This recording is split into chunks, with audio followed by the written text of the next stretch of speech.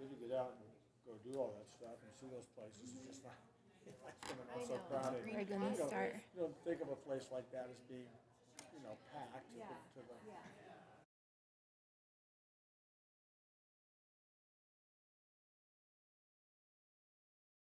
You think it's fall and Right. We do those fall activities, Good evening, Temecula. My name is Dr. Yuan Hawks. I'm honored to serve as the chairwoman of this commission. Now I call this meeting to order. First, we have flag salute that will be led by Commissioner Kingsburg. Thank you, Dr. Hawks. Please stand, put your hand over your heart. Ready, begin. I pledge allegiance to the flag of the United States of America and to the republic for which it stands, one nation, under God, indivisible, with liberty and justice for all.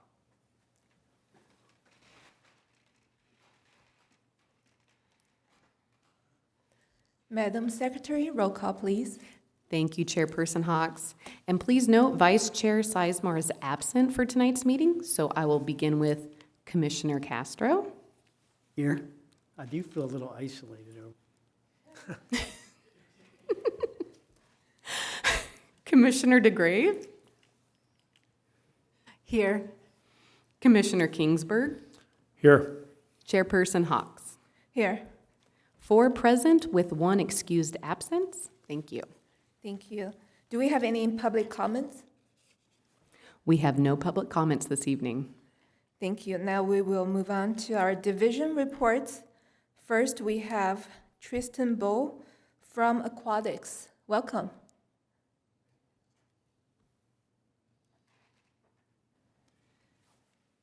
Good evening, Commissioners.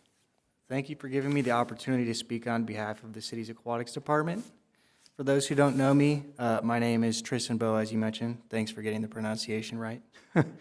I joined the team in March of this year as a Community Services Coordinator, specifically in the Aquatics Department, having served for the city of Lake Elsinore, my hometown, in various capacities since I was 17 years old, and I'm honored to now contribute to Temecula. Tonight, I'd like to share some updates on our department, highlighting the impact we had in September 2025 and the growth we saw compared to the previous year. We're proud to report that our total impact this September was just over 8,000 participants, an increase of 23% from around 6,500 in September of 2024. We wrapped up our final public swim session at the CRC on September 21st. That program alone brought in nearly 26,000 participants over the summertime. We operated at capacity almost every day, and our pool party zone was also booked on every available weekend. In terms of swim lessons, we had 421 people register for classes this month, including both youth and adults. We're continuing to offer swim lessons through November, and we also provide daily water exercise classes and lap swim sessions at both the CRC and the MRC. Additionally, we held our first lifeguard certification course of the season in September. We had 14 participants, and now we're preparing to offer several American Red Cross classes in the coming months, including 2 more at the CRC this weekend. There's a water safety instructor course as well as another lifeguard certification course. We take pride in having a strong, well-rounded team, and in September we focused on staff development with in-water passive rescue training, extrications, spinal motion restriction techniques, as well as CPR. These trainings are essential to ensuring we maintain a safe and high-quality aquatic program. As we reflect on this summer, I want to emphasize how proud I am of our team. Their dedication to hands-on training, leading water exercise classes, as well as swim lessons, providing a safe, welcoming space for the public, truly exemplifies TCSD's mission statement. It's been an incredible season, and I'm so grateful to be a part of this department. That concludes my presentation. Thank you again for your time, and I'm happy to answer any questions. Thank you, Tristan. And now I'm going to open the floor up for our commissioners to ask questions. We'll start with Commissioner DeGrave. Yes, thank you for that update. I just have a question as far as how the summer swim programs run versus it going up until November? Is it more just exercise classes versus, obviously you don't have all the kids that are out of school and they're doing swim classes and learning how to swim. That, we stopped doing that through the winter months, correct? Yeah, so we actually do still offer swim lessons year-round. The only difference is that the quantity as well as the type of swim lessons. So in the summertime, we're able to offer a wider variety of classes, including things like adult swim lessons, teen swim lessons, as well as just a ton of group swimming lessons. Whereas as we transition to the off-season, a lot more of what we offer is individual or semi-private swimming lessons where children are working with an instructor more one-on-one. And then also we just have less pool space. In the summertime, we have 3 pools, so we're able to offer a lot more swimming lessons. We have a lot more staff as well, so we're able to staff those pools. Another difference between the off-season and the summertime is we don't offer public swim in the off-season. That's a summer-only program, so our last day of public swim was September 21st. So as we navigate into the off-season, it's just different in terms of what we're offering as well as the quantity, but we continue to offer swimming lessons as much as we can.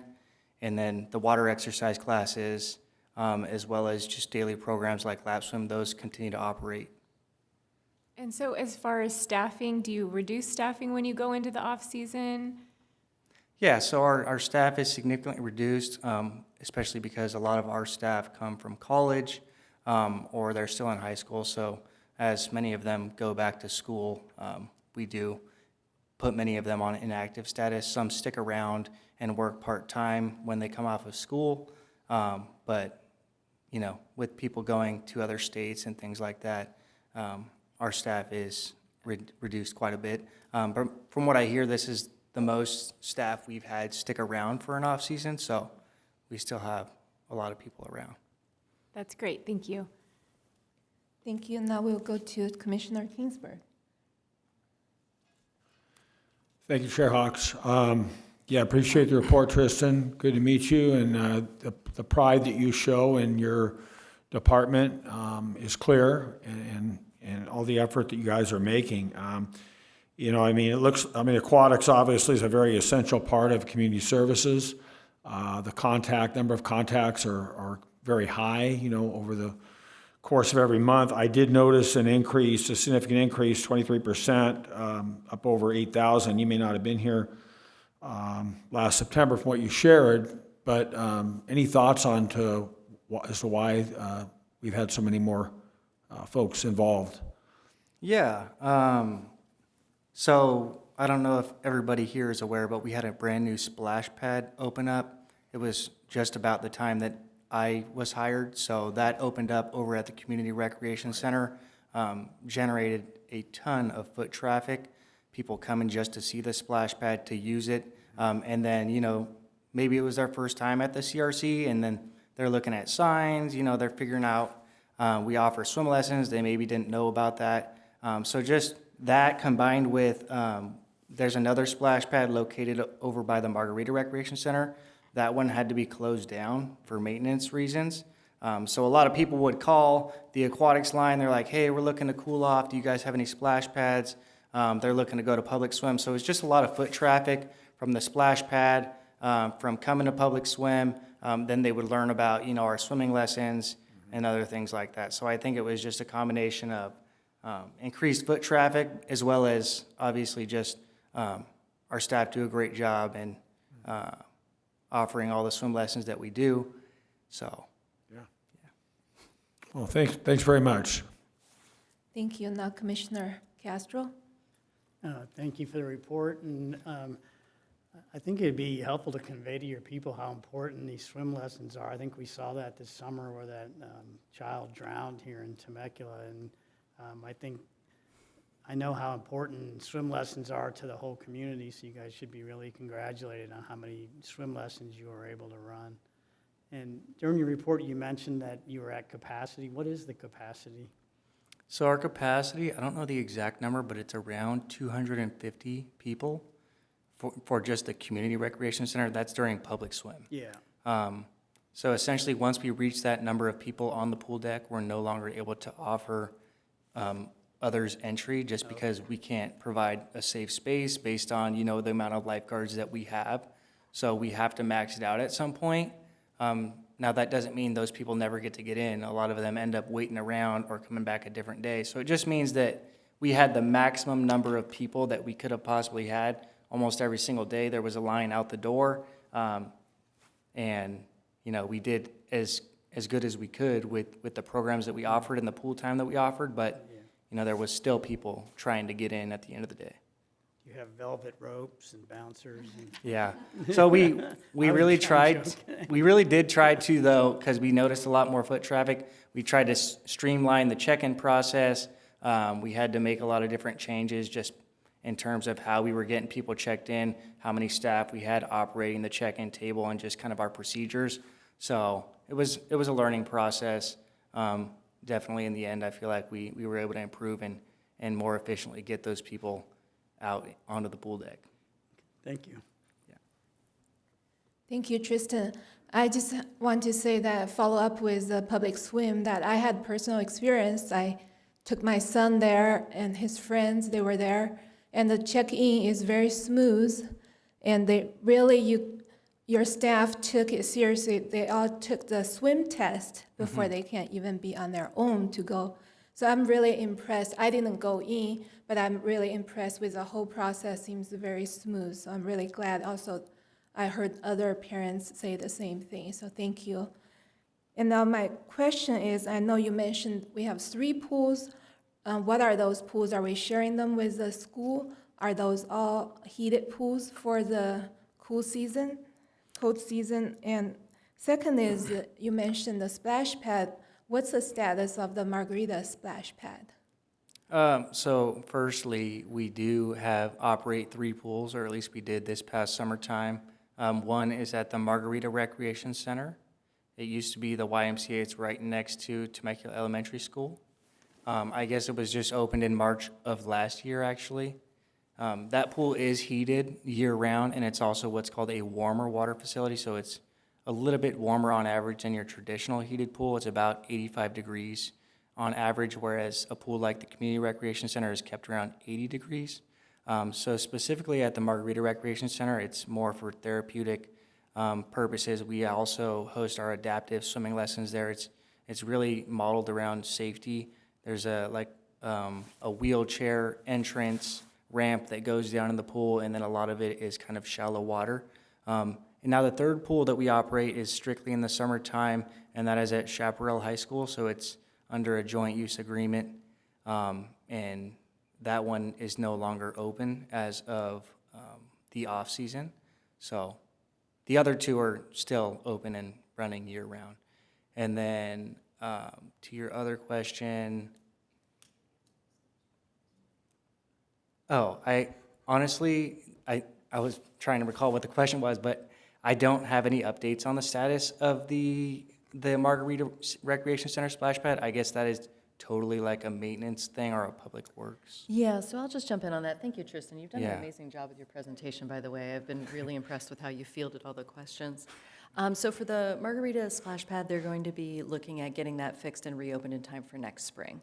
So they still have to order the parts, you know, the whole entire tank needs to be replaced. They're going to look at, although I'm not certain this has been decided on, but they're going to look at maybe reconfiguring it so that the tank itself will be above ground, so that in the future, maintenance will be a little bit easier and won't require completely excavating. But they're going to have to replace the tank in 2 lines. It has a pretty substantial lead time, but the plan is to have it all done and reopen in time for the spring. Okay. Thank you. Thank you. Thank you. Good job. Thank you. And now we'll move on to our second division reports.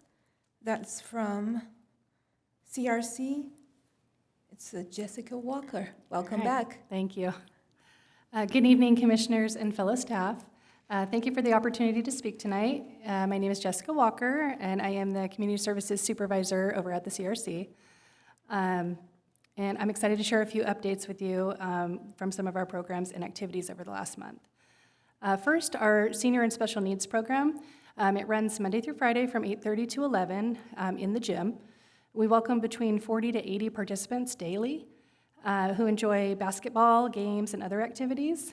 This program provides a safe and inclusive environment for socialization and exercise within our community. And you can see there our total impact is 1,130 participants just in September, and that's up by 42% from last year. So that program is just really growing, I think, just by word of mouth. So, and next slide, please, Willa. So next, onto our Teen Zone. Our Teen Zone is thriving right now. Each month, our dedicated staff plans engaging activities, games, and crafts for the teens. We recently introduced 2 new clubs, the Craft Club and the Culture Club, and both have been very popular.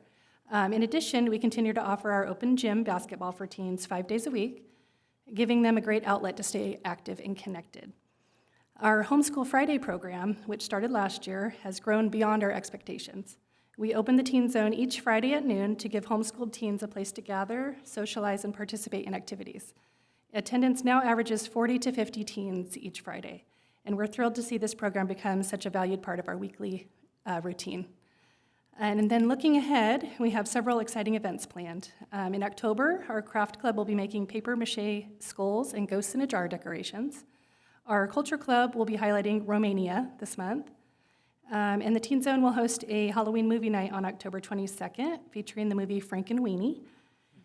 And in November, teens will take part in a community service opportunity with the Mission of Hope, where they'll be helping pack and distribute food boxes for families in need. And this opportunity is already full. We have a 20 teen limit on that. It's full, and it has a wait list, I think, of about 20 more kids. So we've recognized that our community would like more volunteer opportunities for teens.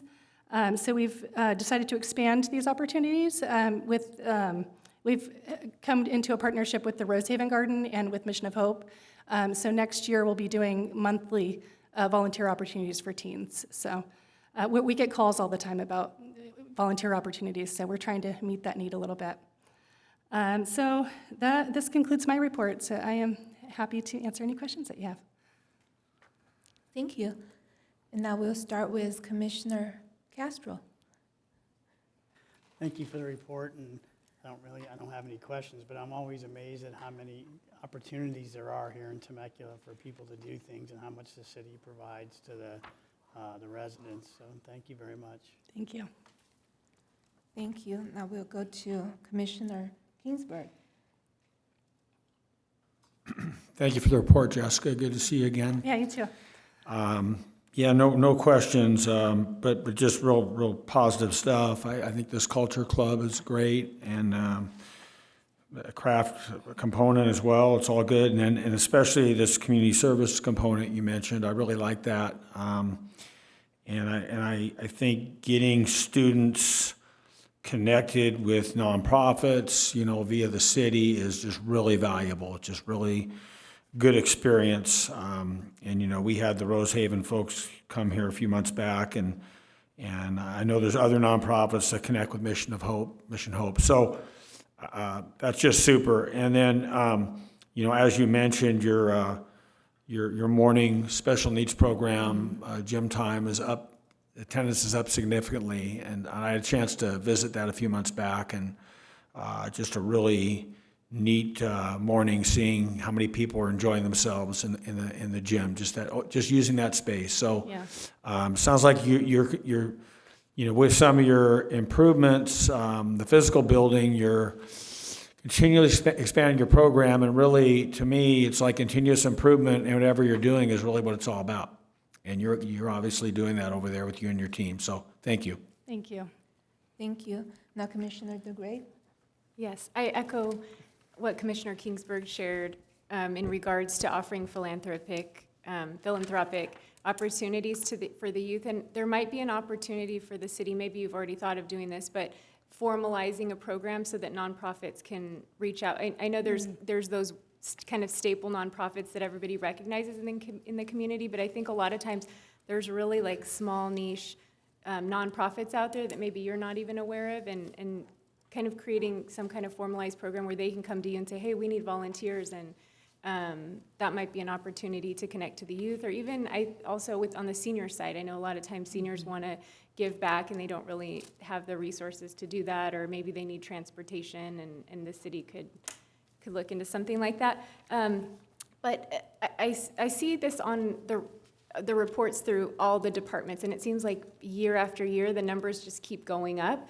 And I wonder at some point, is it just going to plateau? I don't know how you can just continue to do that year after year. But with that said, is there one program in particular that happens at the CRC that is just leaps and bounds? It's a favorite, or it could even be something that's maybe seasonal that really stands out as something that the community is really receptive to? I get, like, our summer day camp is obviously, we always have a big wait list for that. And the homeschool program seems to be one that is really, really growing. And it started out real slow last year, but it's now, if you come down on a Friday afternoon, 2 or 3, there are so many kids. And the homeschool kids really use the whole building. They sit at the tables in the lobby. And it's funny that, our normal teen zone, they all kind of just are in the gym or in the teen zone, but the homeschool kids are all over the place and just hanging out, and they're doing games outside and all on their own too. So I would say maybe that's kind of standing out right now. Okay, and do the homeschool kids just take over the entire CRC essentially? Pretty much, yeah. Okay. Yeah. Awesome, thank you. Commissioner Grave, I just wanted to interject and let you know that we do have a robust service project program. Our volunteer coordinator is Millie from the special events team, and she runs the webpage, and we have online forums that nonprofits connect to us. Even Linfield Christian School has connected with us, and we've got volunteers going on with them in the spring, a big program. So schools can connect with us, nonprofits, businesses, and then we do a lot of service projects throughout the year. So last year we actually streamlined it and went online, so we made it to the 21st century. That's great, thank you. Thank you. I think I just want to echo that, fellow commissioners, that it's important now we're talking about teen zone, for the teens to know that it's not just about them. It's important for them to learn service and to learn to help others. That's a character building too. So thank you for providing those opportunities for the teens. And also want to comment on the Homeschool Fridays. My son is one of them. It's amazing. It's a year ago you started, right? Just a year, I saw the growth. A few kids for him, he didn't want to go in the beginning. I have to force him to go. Now, Friday, he asked, he wanted to finish his school early so he can be there. Yeah, he has a big group of kids now that he hangs out with there. So. Yes, one time I have to pick him up, he missed a dodgeball. He was really upset. So I really like also the other parents tells me too that there is activities for them like dodgeball or other volleyball they're playing, or basketball, so they can be active and not just sit around. But it's a safe place. The parents feel safe to drop them off, and they go outside too. They go to the park and play. So that's a really great program for the homeschool community. Yeah. And we've noticed kids are coming from other cities as well. So parents will kind of hang out in the lobby too. And yeah, it's very busy on Fridays. Wow, good job. And I have a question about the seniors and the special needs for the CRC. I didn't catch it. You said the daily has 80 to 100? 40 to 80. Oh, 40 yeah, to 80. it varies. But yeah, I mean, that's another thing. They take over in the morning. So yeah. And they come with their aides, and they manage themselves in there. But they're very thankful to have that space to come and be part of their day. A lot of the groups come daily, or they'll come 2 days a week or something, but it's part of their regular routine. That's for both senior and the special needs? Yeah, it's mostly special needs that are in there. We really don't get a lot of seniors that come in. They would rather come during adult basketball time and play with the adults that are playing at that time. So we do have some seniors that come at lunchtime with the adult gym time. Okay, so mostly it's the special needs. But mostly, the special needs. Very good. That's really impressive. That's a 600% increase from last year. Oh, that was a mistake in there. Sorry, the 600%. I thought it got changed, but yeah, just on this one. Okay, sorry, I should have mentioned that. It was actually a 42% change. Okay. I noticed that late. I was like, what's going on with that number? So, yeah, that wasn't right. Okay, thank you. All right, and now we will move on to our next part of consent calendars, and we have one action item, that's to approve the action minutes of September 8th, 2025. May I have a motion and a second, please? I motion to approve the minutes. Second? Thank you. Wheeler, roll call, please. Thank you, Chair. So we have a motion from Commissioner DeGrave and a second from Commissioner Castro. I'll take a roll call vote. Commissioner Castro. Aye. Commissioner DeGrave. Aye. Commissioner Kingsburg. Aye. Chairperson Hawks. Aye. The vote is unanimous with Vice Chair Sizemore absent, and the motion is approved. Thank you. Thank you. Moving on to Director Report, Director Russo.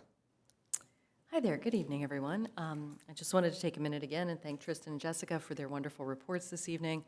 Both of those divisions are absolutely slammed all summer long and through the rest of the year as well, as you've heard. I wanted to touch on a couple of questions that came up regarding the changeover with seasonal staff. And one of the things the Aquatics Division has done really, really well is they use that seasonal hiring where they're really like having to ramp up their hiring very, very quickly. They do an amazing job of getting everybody onboarded and trained, and every aquatic staff member needs a minimum of 40 hours of training. So they're having to push, over 100 kids basically through that pipeline. But they've done a great job of retention and getting those seasonal staff and kind of picking the ones who are really, really good and then retaining them year over year. And several of them have gone on to become really long-term employees of the aquatics department or division. So it really speaks to how well they recruit and retain staff, and people love to come back to work for aquatics every summer. Similarly with day camp staff. Similarly, they're onboarding, maybe 30, I would say, day camp staff every summer that they have to get onboarded and trained up in time for that summer rush. And then at the end of the season, sometimes they're able to sort of hang on to some of those kids who might not be going back to school or they're local or for whatever reason they're still available and retain them. And several of them over the years have become part of our year-round staff over at the CRC. So it's just really a great, what do they call it in sports? Like a pony league kind of thing, or what was that, Tristan? Yeah, I was thinking it's kind of like that, you're bringing people on and then you're getting a chance to kind of check them out and retain them, and it works really well. So major kudos to both divisions. They do a great job with that. And then, you were bringing up the question of how some of these numbers just keep increasing. There's absolutely a ceiling. And so a couple of things happen. Sometimes programs, whatever they are, hit that ceiling and we're able to expand them, either to other days of the week or other facilities, depending on what they are.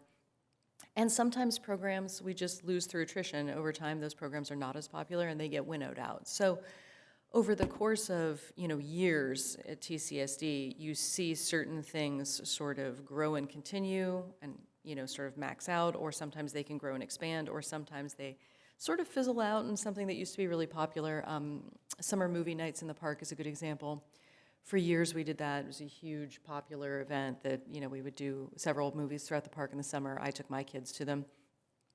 But then with the advent of personal devices and just streaming services, for whatever reason, they just don't have quite that same cachet, and so we don't offer those anymore, but we do plenty of other things. So TCSD, like everything else, is just, ever evolving and constantly trying to keep up with the demands of the community and just the changing taste. So I just wanted to kind of add those few comments based on some of the questions you asked tonight.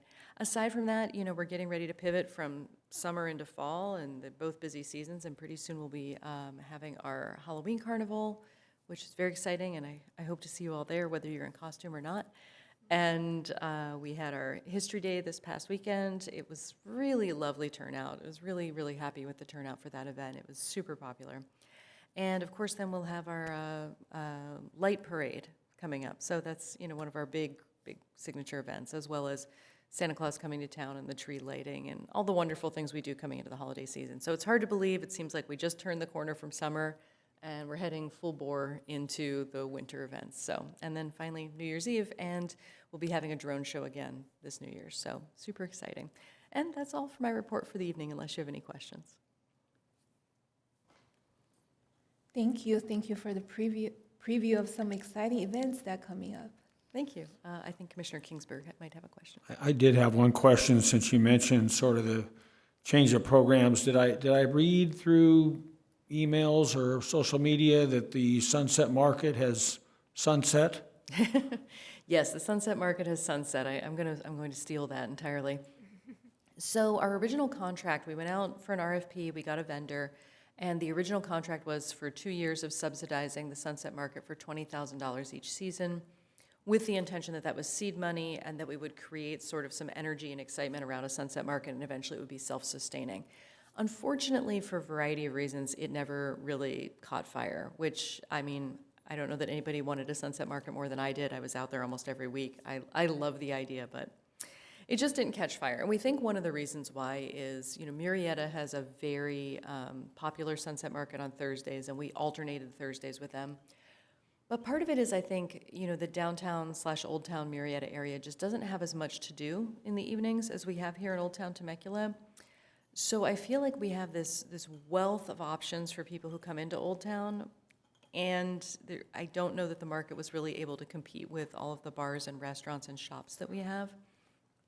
We did get some feedback from a handful of people had suggested that if we offered alcohol or like a beer garden or wine tasting, it might have drawn more of a crowd, which I don't doubt it would have.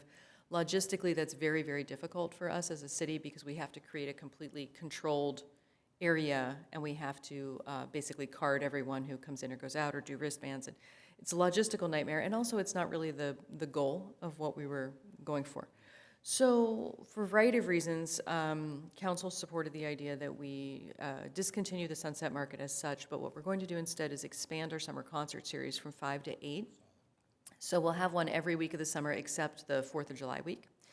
And we're going to bring in some vendors to accompany that the summer concerts. So what we noticed was on the weeks where we had a summer concert and a Sunset Market on the same night, huge crowds, 1,000+ people out there.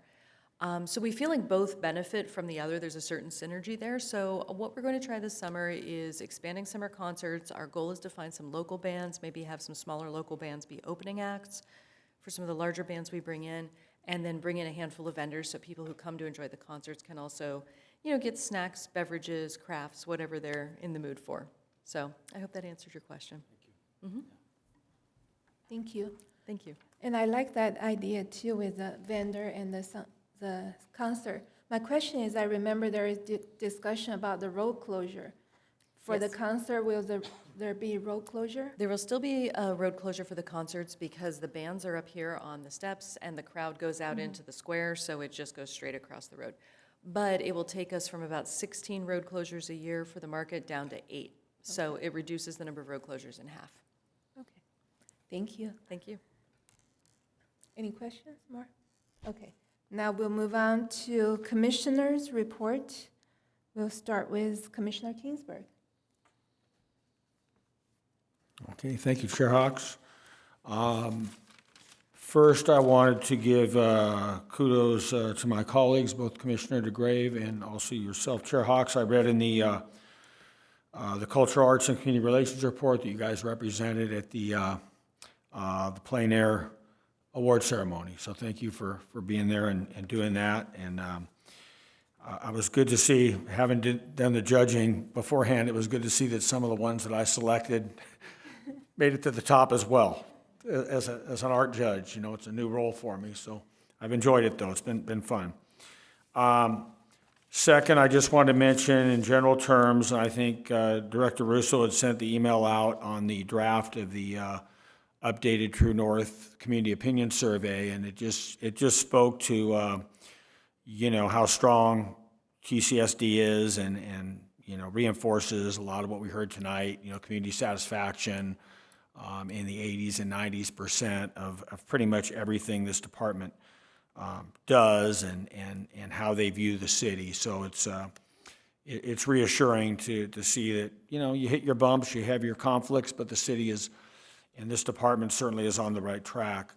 And then on a personal note, I guess, the two events that I attended this last month, I attended the Health and Community Preparedness Fair on September 27th. I did walk around and visit and speak to quite a few vendors, and then I went over and helped represent Bike Temecula Valley since they were a vendor, and I'm on the board of directors for that nonprofit. And I thought it was a nice selection of vendors.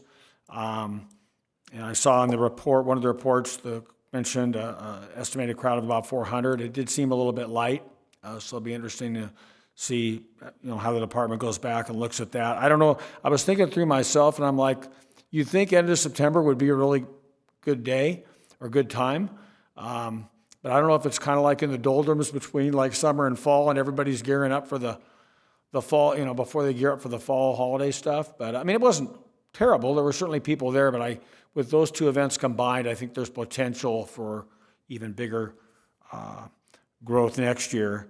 And then I did come by last Saturday. I did come by and spend some time at the Temecula History Day as well. And I thought, as Director Russo suggested, it was really well attended, nice vibe. People seem to be really enjoying themselves. The only thing I did not see that I vaguely recall last year was usually at these museum events there's food. It was a little light on the food. I think a taco truck was there the previous year. I was looking for my 2 taco tickets. But for vendors and certainly for volunteers, I think that might just be something to look out for next year. But anyway, those are my thoughts. Thank you.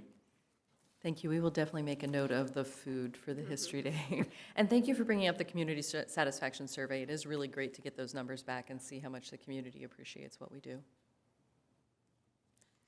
Thank you. And now Commissioner DeGrave.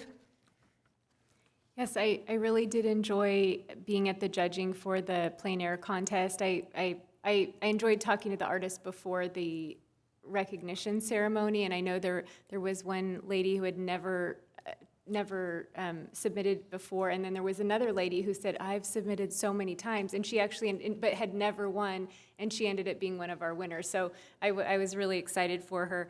I actually got to enjoy Shrek the Musical with my family, and that was really fun. My daughter came all the way from college to see it. I just love that we have that community theater here. I wanted to comment on the homeless exits that I know are on the decks that we get every month, and I know that's actually one item where you see the numbers seem to decrease versus increase. And so I was just curious, how does Temecula compare to other cities within the state of California of the same, similar size, demographics? And then are those numbers the comparison, is it decreasing because we just have less people looking for housing, or are less people resistant and they don't want resources? That's a really great question. You hit on a couple of important things there. In terms of how we compare, so every other year now, they do a point-in-time count, and that's kind of our best opportunity to get an apples-to-apples comparison. Our numbers look pretty good for a city of our size. That said, we always know that the point-in-time count is an undercount because the methodology it's a window, I think it's 5 a.m. to 9 a.m. generally. It's really looking for unsheltered individuals. We know there are a lot of people who are living in cars or couch surfing or a number of other scenarios that we just, for a variety of reasons, we can't really grasp. That said, getting to your second question about why do numbers kind of taper off, and you hit on something really important there, which is you reach a point where people who can be easily resourced, or we call them who are actively engaged in their recovery, you reach a point sort of where you've hopefully been able to help as many people as you can with that segment. And what you're left with are people that we would term resource resistant. Typically, these are people who have a combination of either a substance use issue, a mental health issue, or both. And particularly for those individuals who've been living unsheltered for a longer period of time, the longer you are in that situation, the more barriered you become. It's simple things that we may take for granted, like, oh, I lost my driver's license, well, I can go to the DMV and get another one. But do you have the documentation to prove you are who you are? Oh, you also don't have your birth certificate. Oh, you also don't have your social security card. You've lost these documents. How do you get them? Well, now you can't pay for them because you have to go online to order them. I mean, just things that seem very simple to us are enormous barriers. And that's not even taking into account the issues relating to, substance use and mental health. So that said, we never take our foot off the gas on that issue. The city of Temecula has been very, very proactive in terms of dedicating a lot of resources to the issue, and we try really hard to stay on top of it because we know that there are much larger socioeconomic factors at play throughout the country, but especially in California, that are very hard. Some of those are very hard for a city to overcome. You'll hear a lot of debate about, is it a housing issue? Is it a substance use issue? Is it whatever? It's all of those things. There are people whose primary obstacle is that they can't afford housing. And in some cases, we've worked with people who have jobs, have family in the area, can't just pick up and leave the area and move somewhere cheaper, but they can't afford a place to live. In some cases, it is a drug issue, or substance issue. In some cases, it is a mental health issue. There's a lot of issues. We worked with one client recently who's elderly and definitely has a mental health barrier that is preventing him from accepting help. We worked with Adult Protective Services. He was placed into a couple of different shelter options. He left both of them of his own accord because he had, perceived issues why those situations wouldn't work for him. He's been living in his vehicle. We were able to find out he does receive some resources through the state, through his Social Security. He does get some EBT. He actually has some savings where he could be sheltered, but there's just, as many people as there are who are unhoused, there are issues, if that makes sense. So I don't know that I really answered your question, but hopefully I at least touched on a few of the issues. Thank you. Thank you. Thank you. Just to follow up with that, you mentioned there is some just long-term, so what do we do with the individuals like that? So we contract with a professional outreach organization called Social Work Action Group. They are all professional case managers and outreach workers, and our contract covers 3 of them. They work 5 days a week, and they continue to go out and make contact after contact after contact. Our team had a really big success story several months ago. An individual who's been homeless here for 10 years has had a lot of run-ins with law enforcement. We actually had a restraining order against him on behalf of some of our employees because he had an altercation with several park attendants in a restroom, like super problematic behaviors. And over the course of years and years and years, and just outreach after outreach after outreach, finally one day he decided he was open to placement in a treatment program. And so SWAG was able to get him into a treatment program, and he successfully completed 90 days. And at 90 days, our team had kind of made a bargain with him, like, hey, if you make it to 90 days, what do you want to celebrate? And what he wanted was a new guitar, because he played guitar and his old guitar had been lost or damaged. And so our team worked with, I wish I could remember the music store here in town. I don't know if anybody recalls offhand, but they donated a guitar for him.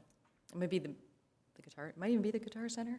They donated a guitar for him. And so we have these amazing success stories for somebody who was chronically unhoused for 10 plus years, had major substance use issues, major encounters with law enforcement, and then one day decided he was willing to accept help, and they were able to partner with the group and get him through rehab, and it's working. We've had another long-term unhoused individual here in town who was actually, she was married, has children, lived in wine country for many, many years, fell into sort of a substance use situation, ended up unhoused, and she's recently agreed to enter into treatment, and she's kind of entered and fallen out and re-entered and fallen out a couple of times. But the thing we try to really stay focused on is that every single contact we have with somebody is an opportunity to build the relationship of trust. And you just hope that one day the pieces align and the moments align in such a way that that's the day that they're gonna try to turn their life around. But then also, we try not to get discouraged when somebody enters treatment and then lapses, because every time someone re-enters treatment, their chance of success goes up, which is kind of counterintuitive. But every time somebody quits smoking, the more times you quit smoking, the more likely you are to eventually quit. So Yeah, so that's what we do for the people who are chronically unhoused, is we continue to make those contacts and try and build those relationships and provide opportunities when they're willing to take them. Thank you. And now Commissioner Castro. Thank you. Just to follow up on some of those comments, I had a lot of exposure to the unhoused here in Temecula, volunteering at Mission Hope, and I echo everything Erica said. You know, the thing that always impressed me is that Temecula takes a long-term approach to trying getting people off the street. It's not like, let's round them up and arrest them and dump them at the city borders. They're really trying to help these people, but when you spend time with them, you realize, you know, a lot of them just don't want help, and they're not going to accept help, and they have a lot of conditions on what help they want, and they'll say, here's a housing thing that's eligible for you, but you have to take a drug and alcohol test, and they're like, no, I don't want to do that, or I don't feel safe there, or I don't, you know, there's always these reasons, but I really like the way Temecula goes about trying to solve the long-term problems with the issue. That was my pontification. Thank you. On events you have coming up, so as part of Bike Temecula Valley, we are partnering with the city on 2 events. We have Ride the Vines this coming Sunday in the Stampede parking lot. So even if you don't want to ride, we're having a bike safety village where there'll be a skills course. There'll be people there to teach them how to ride bikes. There'll be mechanics to fix bikes. There'll be helmets if they don't have helmets. So that's all free in the Stampede parking lot. And then there's an after party at Bailey's, which is free to anybody coming in. You got to buy your own food and drink. So, and then on October 25th, we're doing the Halloween ride. This is started by Council Member Schwank a few years ago. We're going to do starting at 6:30 in Harveston, ride through Harveston and look at all the Halloween decorations and lights. And I don't remember how many years that's been, but that'll be October 25th. And then we're doing a Christmas light ride. I think it's December 15th on a Saturday in Harveston with the city. And I was also at the Health and Preparedness Fair, and I think combining those 2 fairs, the Health and the Preparedness Fair, was a good thing. I think there was more people there. I mean, it wasn't jam-packed, but I think I saw a lot of families there with kids who seemed to like putting out the fires. So that was good. That was a big seller, that one. That was a big seller. And that's all I have. Thank you. And now to my report. I went to the 9/11 remembrance on 9/11, and I think it's very important that our city continue to commemorate that fateful day in our history. And then the next day, I went to the plein air reception, and I really enjoyed interacting with the artists and learn about them and learn about the painting. And it's an honor to present the artists, the winners, together with Commissioner DeGrave. And I want to thank my fellow commissioners. The 3 of you did the judging. I did it last year. That was the hard part. So this year, I took the easy job to give out the award. So that's really fun. And then I want to comment on our social media outreach. I'm really happy to see that it reached about 800,000 views this month. So good job. And Willa, I love that, the guide. I think now we should call you the guide instead of call you the Madam Secretary. I like all the improvements that you did to the guide. Another thing I want to comment is I really like the innovative ways that the department tried to reach our community. I'm looking forward to the new episode of the progress report from Mike Wooten about the splash pad. So I think it's important that we're being transparent with our residents to know the status of the splash pad, especially that one is very popular. And I want to also congratulate Commissioner Kingsburg for serving on the GPAC committee. Congratulations, and I believe you will bring tremendous input there, and it'll be very valuable. And in closing, I want to say this is the last quarter of the year, also the last stretch of our commission as we are sunsetting. I'm really grateful to all of my fellow commissioners. I see you continue to be engaged in our community with all the things you do. Through your report, I want to encourage you to continue to engage in our community and continue being that positive influence to our city. On that note, meeting adjourned. That